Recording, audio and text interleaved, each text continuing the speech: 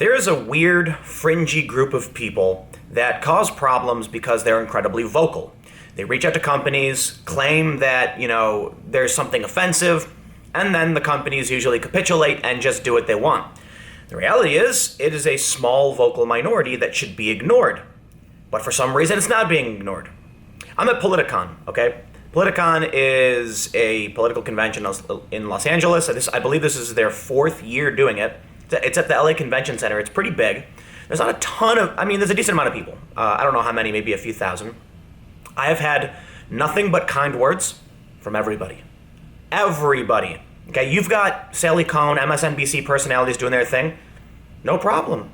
You've got, I have people coming up to me wearing Trump hats being like, hey man, appreciate what you do. And then I have people coming up with Bernie buttons coming up to me and going, hey man, appreciate what you do. And I'm like, it's really interesting that I can go to Politicon and both sides are like, oh yeah, I disagree with you, but hey, I respect what you do. Maybe it's just Politicon. Maybe it's the fact that people here are willing to have a conversation. But what it says to me is, there is a fringy group of activists, and there's a little bit on the right too, but this is mostly a left-wing phenomenon where they bully and force people to do what they want. And what's crazy to me is that these companies just give in. So here's the story, right? RPG Sports put out this statement. This is one of the most ridiculous things I've ever seen. They say, we want you to know that we take your feedback to heart. Many of you were disappointed in our announcement earlier, and we sincerely apologize. Our goal is still to give competitive gamers a way to feel comfortable trying Dungeons and Dragons, D&D. But we want to make sure that you are comfortable as well. We have recasted, and we are ensuring that the participants from here on out will make you excited to see them involved. We'll continue to listen to the community and do the best we can. Thank you for your support. What are they talking about? Well, you may be familiar with a big YouTuber named Boogie2988, who is one of the most, God, how do I describe Boogie? Soft-hearted. Look, he said some things he regretted. I don't think what he said was particularly egregious. He made no ridiculous statements. He's like a moderate, centrist, kind of liberal guy. He's really nice. He tries his best to calm people down. I have a ton of respect for Boogie, and it's insane to me how everyone's trying to drag him. I shouldn't say everybody, but you get these fringy, weird regressives on the left desperately trying to drag people, and they're dragging Boogie hard because he said something that technically, in my opinion, wasn't even controversial. So this is it. He was going to go on this program apparently. Let me start over. They wanted him to come on this program, of which he never agreed to do, and then they canceled because there was a backlash from people calling him, a bigot or something. You know how it goes. So here we have this tweet from Boogie. He said, so this week I got kicked off a Dungeons and Dragons stream by the LGBTQ community, a stream I had never agreed to be on in the first place. How was your week going?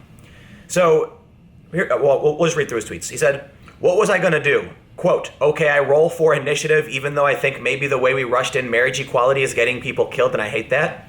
Quote, I cast magic missiles even though we shouldn't engage with Nazis on their level, we should rise above. And he says, and before everyone flips out again, I have since been educated why that throwaway thought on the podcast was wrong. I'm glad you guys can get married. Love ya. Just hate that bigots are killing you, but I guess like you said, they were going to either way. I don't know if I have a... Okay, so yeah, he's got a couple more tweets. He said, I know what I'm about to type is counterproductive, but I have to get it off my chest. I have such a deep sadness and overwhelming guilt for betraying a group of people I have tried to champion my whole life. I honestly don't know what to do about it. It breaks me truly. Boogie apparently tweeted that when we rushed through a marriage equality and when something of that nature, it resulted in a backlash. I don't know a whole lot about what he was talking about. Apparently, the LGBTQ some people responded to him saying, they're killing these people anyway, we should just try and enshrine their rights. Boogie's point, in my understanding, was that we should try to reform and we should try to go about it slowly while educating people to make sure that there's not a massive backlash. Personally, I disagree with Boogie. I think when it comes to the Supreme Court rulings and rights, you can't wait for a small fringe group that's violent to agree with you, right? It's complicated and it's nuanced. On some issues, you need education. On some issues, you need to be like, hey, this is the law, and we're going to do this. Hence, I am a liberal and not a libertarian, right? I do believe that we have to have some kind of authority. I just lean away from authoritarianism. So it is a challenge. But here's the thing. Boogie didn't say anything wrong. Boogie's a nice guy. Boogie's intentions were good. And what he said was in no way a call for violence, was in no way, like, how do you get offended by that? Like, my response to that is, Boogie, I disagree with you. I think we have to realize that when it comes to civil rights, there are always going to be people who disagree, who are going to break the law and try and hurt people. And by enshrining rights and advancing these things, we can get protections within the law from these people. Right? Now, it's complicated. I understand, look, violence is illegal, period. I believe in, well, okay, I shouldn't say that because, like, mutual combat is legal and MMA is legal, but, if you want to physically assault somebody, hurt somebody, kill somebody, yes, that's a crime already. Just because you're a certain identity doesn't change the fact that someone committed a crime. The idea I'm talking about is simply, look, there are going to be people who break the law. There's going to be people who commit crimes. There's going to be people who hate you. And whether or not that's contingent upon you getting granted protections under the law is irrelevant. When it comes to issues of gay marriage, I think you can't sit around and wait for, the small fringe group that's willing to get violent and murder people over these things. Because the reality is the overwhelming majority of everyone, left, right, center, whatever you want to call it, they're not going to go around hurting people simply because the people getting married. It's ridiculous. So I disagree with Boogie. But that's plain and simple. I think it's an interesting conversation. I actually think it's interesting that Boogie brings up this idea. And there you go. But he got a huge backlash because of it. Now he's tweeting an apology. But here's the thing. Here's the crux. It doesn't matter. None of it matters. These people won't forgive you, Boogie. They don't care if you're sorry. They don't care if you misspoke. They don't care if you were uneducated. This is the big problem. This is what I've talked about this before. Politics flows in one direction. You go to Politicon. I swear there's so many Trump hats offering you a beer, trying to convince you, hey man, come talk to me, And when you disagree with them, you get a grumble and they'll be like, oh, well, I don't know about that, but, and then you get an argument. You get into a debate, you throw some ideas around, and it ends with both of you just sitting there, sipping on your drink, and that's it. But then you have, and look, this is true for most of the regular liberal folks in this country. Most liberal people are unengaged. Like, they might get mad at you. They might get, hey man, I don't like those ideas. But for the most part, they're not going to swing at you. They'll accept your apology. I have friends who are literal, SJW intersectional feminists, absolutely will accept your apology. It's an issue of whether or not people have empathy, right? And believe it or not, there are people who are called SJWs who do have empathy. Absolutely. You might disagree with their opinions. You might be at odds with them, and that might draw you into conflict. But there are a decent amount of people, I don't know what the numbers are, but I have friends who identify as intersectional feminists, who identify as anti-fascists, who will listen to you. Like, I have a friend who has no problem far left and has absolutely no problem sitting down with Trump supporters, which is unique in my opinion. There's a group called the Empathy Tent, okay? I love these guys. They're amazing. They're at Politicon. They have a big tent, and what they do is they get people to sit down and talk to each other, and they listen to you. And what they said is they want you to come down, sit down at their tent. It's just a white tent that says empathy, free speech, expression, and they say, tell us how you feel. And here is the most fucked up thing I have ever heard, but it's so goddamn obvious. They said, getting the white identitarians, the white nationalists to sit down, well, they wanted to. They wanted to sit down and talk about how they felt and why they were upset. But getting Antifa and BAM and the far left, they just yelled at us. They wouldn't come down. And I laughed, and I'm like, what is up with that?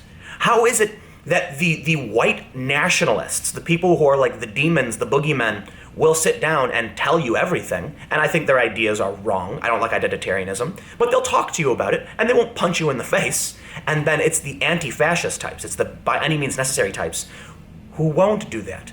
They won't even, like, listen, I don't want to put these empathy tent people in a box, but they're like hippies, They're like super chill, really nice. They're there to listen to you, and that's really it. They're there to be a human being that's willing to hear you out and try and be nice to you, because there's not enough of that. And through empathy, we want to bridge the gap between our differences. Sometimes there's a moral difference in people's lives that can never be amended. But you should, as a human being, no matter what you believe, be willing to empathize with other human beings. You can say, look, I believe the alt-right is wrong, but I go and interview them, right, a couple times, because I need to understand why they feel the way they do and what they believe. The empathy tent has trouble getting the far left. Boogie, you said you did nothing wrong. You shouldn't have to apologize for this. He's saying, he said, I got my ass best up defending the gay kids in school, beat up, I think, Defending the gays in school and Upward Bound. My friend Rocky, the first trans person I ever knew, was tortured for being gay in Upward Bound, and I befriended him. I petitioned to get same-sex marriage on the ballot, attended pride parades. Yes. And here's the thing, Boogie. Regular people will appreciate you. You can't listen to these weird, freaky haters on the internet, because I assure you, if you go down to Politicon, everyone would be so excited to meet you. They'd be shaking your hands left and right. They'd be like, Boogie, there are people on the right who call Boogie a cuck, right? Because they feel like he's being too weak. But I have mad respect for Boogie, mad respect, to try and empathize and apologize. But I'll tell you this, you can apologize to some, like, there's a small amount of people who are associated with the right who won't accept an apology. It's a small group. Most people on the right are actively trying to recruit you. They're trying to explain their positions to make you agree with them. It's a very clever way. It's basically the way to win in politics. I mean, violence works too, but not when you have laws and a government saying you can't do it. And it's wrong. It's morally wrong. The left, on the other hand, there is a faction that is prominent among the far left, the regressive left, that will get violent and will never forgive you. Fuck those people. Everyone deserves a second chance, right? And this is something I was talking about with, on my main channel, I have a interview with Mike Cernovich. Like, look, people can criticize him for all the bad things he's done, but what does it mean? Does it mean that he's excised permanently? Should we not talk to him? Mike Cernovich is extremely influential. Okay, so I think the things he's done in the past, he's been accused of, they're terrible things. But there are people who like him and listen to him, and that means we have to engage with him and try and make sure that he uses his powers for good. And it's a metaphor. If you just push people away and insult them, what ends up happening is they go to the dark side. They go to, So this is why I say politics flows in one direction. If I had to make a guess, I would say there's a grand conspiracy.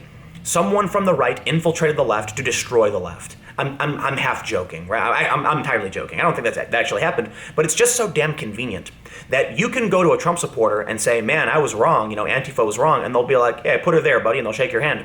But you go to Antifa and say, hey man, I was wrong, I should never have, worn that hat or whatever, and they'll say, they'll start calling you a Nazi. Look at this. Boogie's getting kicked off a show he never even agreed to do simply because he made one comment. They will not forgive you. And then the worst part about it is these companies will just do whatever these fringe weirdos say, assuming that's the greater community.